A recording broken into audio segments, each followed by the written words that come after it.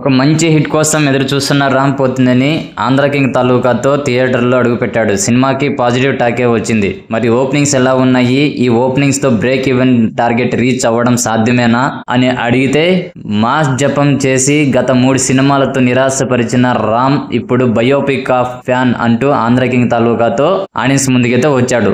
రామ్ గత సినిమాలతో పోలిస్తే బెటర్ టాకే వచ్చింది. ప్రతి హీరో అభిమానికి కనెక్ట్ అయ్యేలా ఈ మూవీ ఉందనే కామెంట్స్ కూడా చాలా వినిపించాయి. ఓవరాల్ గా 27 కోట్ల రూపాయలు థియేట్రికల్ బిజినెస్ చేసిన ఆంధ్ర కింగ్ తాలూకా బ్రేక్ ఈవెన్ సాధించాలంటే 28 కోట్ల రూపాయలు షేర్ రాబట్టాల్సి ఉంది. ట్రేడ్ లెక్కల ప్రకారం ఫస్ట్ డే వరల్డ్ వైడ్ గా 4.25 కోట్ల రూపాయలు షేర్ కలెక్ట్ చేసింది. తెలుగు రాష్ట్రాల్లో 2.75 కోట్ల షేరు, రెస్ట్ ఆఫ్ ఇండియా 25 లక్షలు, ఓవర్సీస్ 1.25 కోట్లు రాబట్టినట్లు సమాచారం. రామ్ గత సినిమాలతో పోలిస్తే ఆంధ్ర కింగ్ తాలూకా ఓపెనింగ్స్ తక్కువే. దీంతో టాక్ కి కలెక్షన్స్ కి సంబంధం లేదనే చెప్పాలి. ఆంధ్ర కింగ్ తాలూకాకి పాజిటివ్ టాక్ రావడంతో ఈ వీకెండ్ లో తెలుగు రాష్ట్రాల్లో కలెక్షన్స్ పెరిగే అవకాశం అయితే ఉంది. ఇక ఓవర్సీస్ లో రామ్ ట్రాక్ రికార్డు కంటే బెటర్ ఓపెనింగ్స్ రావడం మరో కలిసి వచ్చే పాయింట్.